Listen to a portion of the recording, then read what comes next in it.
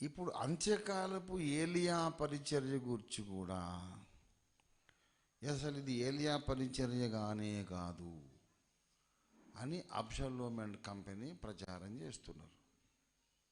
ముझे मालूम है ना, నా శత్రువులు ఏం చేస్తారో దానికి మళ్ళీ నేనేం చేయాలను? యుద్ధ వ్యూహములో నిపుణుడు చతురుడు అయినవాడు భూలోక ప్రపంచ చరిత్రలో ఇంకా నాకంటే గ్రేటర్ స్ట్రాటజిస్ట్ పుట్టలేదు. అర్థమైంది? నాకు తెలుసు వాళ్ళు ఏమంటారు, నేనేమన్నారు. ఓఫీర్ గారు ఏలియా ఏలియా అని మేము నమ్మి ఇంతకాలం వెంబడించాం, మోసపోయాం. ఇప్పుడు మా తప్పు తెలుసుకొని బయటకు వచ్చామని అబ్షలోం ఫస్ట్ మెసేజ్ పెట్టాడు. నేను ఎప్పుడైనా ఒక ప్రసంగం చేశాను, నేనే ఏలియాను నన్ను వెంబడించుడి అని చెప్పానా? నా ప్రసంగం ఎప్పుడు ఏంటంటే నేను ఏలియానని నేను ప్రవక్తనని కానే కాదు. Never never never. నా ప్రసంగం ఎప్పుడేంటి? మరి ఎవరిని వలన నువ్వు రక్షణ కలగదు? ఈ నామముననే యేసు నామముననే రక్షణ పొందవలే. యేసయ్యను నమ్ముకుంటే రక్షణ గ్యారెంటీ. యేసును నమ్మకపోతే ఎంత మంచోళ్ళకైనా నరకమే గ్యారెంటీ అని కుండ బద్దలు కొట్టి బల్ల గుద్ది 42 ఏళ్ళుగా చెప్తున్నాను నేను. మరి ఈయన ఏలియాని వెంబడించినమని అంటున్నావు. నన్ను ఏలియా నువ్వన్నావు, నేననలేదు. యేసే రక్షకుడని నేను చెబుతుంటే సువార్త అద్భుతంగా చెబుతున్నాడు. ఈయనలాగా సువార్త చెబితే ఆత్మలు రక్షింపబడతారు అని చెప్పి వచ్చి వెంబడించిన వాళ్ళందరూ ఈయనలో ఏలియా లక్షణాలు ఉన్నాయని వెంబడించిన వాళ్ళ అనుచరులందరూ కలిసి నన్ను అన్నారు.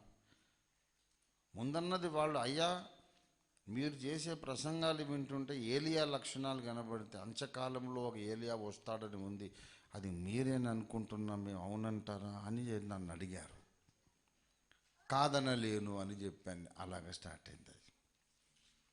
ఆ తర్వాత కూడా నేను ప్రత్యేకంగా ఒక ప్రవక్తను, నన్ను నమ్మకపోతే నీకు రక్షణ ఉండదు అనేది నేను చెప్పలేదు. చెప్పడానికి కూడా అవకాశము లేకుండా నేనేం చేశాను అంటే, అంత్యకాలములో ప్రవక్త ఏలియా రాకడ అనేది ఒక వ్యక్తి కాదు. అంత్యకాలపు ప్రవక్త ఒక సంఘము, ఏలియాల గుంపు ఉంటుంది అని చెప్పాను నేను. ఎట్లా చెప్పాను? ఏ ఆధారం బట్టి అంటే, ఇద్దరు సాక్షులు ప్రకటన 11లో కనబడతారు. వీరు సర్వలోకమునకు ప్రభువు అయిన వాని ఎదుట నిలుచుచున్న 2 ఒలీవ మొక్కలను దీప స్తంభములునై ఉన్నారు. ఒలీవ మొక్కలంటే వ్యక్తులుగా ఉన్న భక్తులు, వ్యక్తి స్థాయిలో ఉన్న భక్తులు. దీపస్తంభము అనగా సంఘము.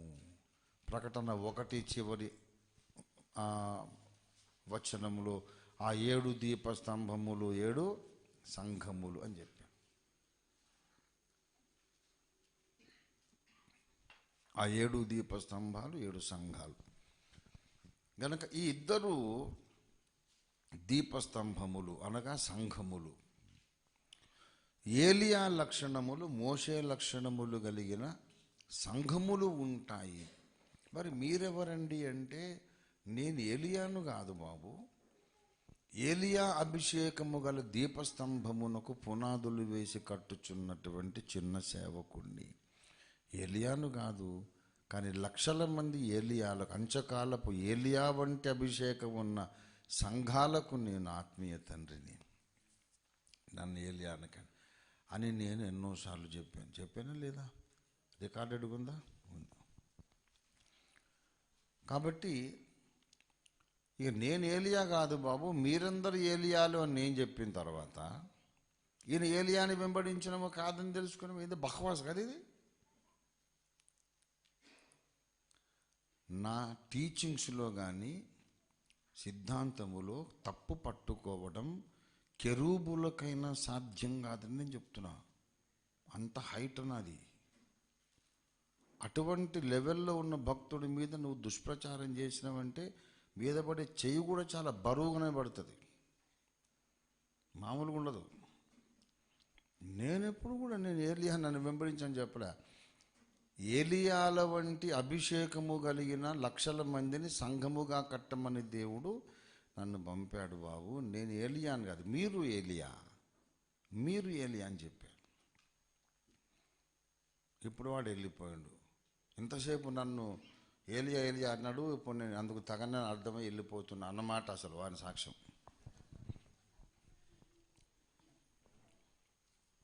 ఇప్పుడు నేనే గొప్ప అని ఎప్పుడు నేను చెప్పుకోలే. ఇక్కడ ఒక సున్నితమైన విషయం ఏంటంటే, నేను ఏలియాను కాదు, ఏలియా వలె మాట్లాడి ఎన్నాళ్ల వరకు మీరు రెండు తలంపుల మధ్య తడబడుచుందురు అని సింహగర్జన చేయగలిగిన అనేక లక్షల మందికి నేను ఆత్మీయ తండ్రిని, అనేక ఏలియాలకు నేను తండ్రిని. ఇక్కడున్న ప్రతి ఒక్కడికి ఏలియా, ప్రతి ఒక్కరూ కూడా ఒక ఏలియా. ఏలియాలకు నేను ఆత్మీయ తండ్రిని అని చెప్పాడు.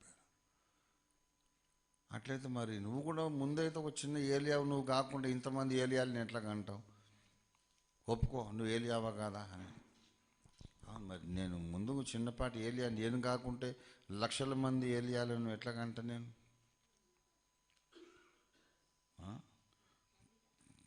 కాబట్టి మేకకు మేక పిల్లలు పుడతాయి, పిల్లికి పిల్లి పిల్లలు పుడతాయి, సింహానికి సింహం పిల్లలు పుడతాయి, ఏలియాకి ఏలియా పిల్లలు పుడతాయి. మరి ఏలియాకి ఏలియాలు పుట్టినాయి మరి.